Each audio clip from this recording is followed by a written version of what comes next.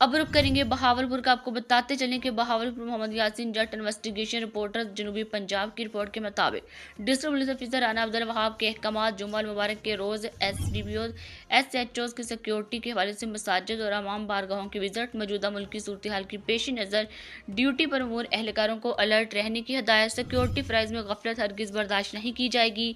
तफसीलात के मुताबिक नायब वज़ीर आला पंजाब के विजनपुर अमन पंजाब और इंस्पेक्टर जनरल पुलिस पंजाब के अहकामात की रोशनी में DPO राना अब्दुल वहाब की हदायत पर अमल पैरा होते हुए SDPOs ने अपने सर्कल जबकि SHOs ने अपने अपने थाना जात की हदूद में जुम्मा मुबारक के हवाले से मसाजिद और अमाम बारगाहों की सिक्योरिटी ड्यूटी पर ममूर अफसरान व जवानों को चेक किया। सिक्योरिटी पर ममूर जवानों के पास मौजूद असला और हफाजती इंतजाम का जायजा, मौजूदा मुल्की सूरत हाल की पेश नज़र जवानों को अलर्ट रहकर ड्यूटी सर अंजाम देने की हदायत। DPO अब्दुल वहाब ने अपने पैगाम में कहा कि हमारा फ़र्ज़ बहुत अहम है शहरियों को एहसास तोहफ़ा दिलाना। हम इनकी सिक्योरिटी के लिए मौजूदा मुल्की सूरत हाल की पेश नज़र शहर पसंद अनासर पर कड़ी नज़र रखें और अलर्ट रहें।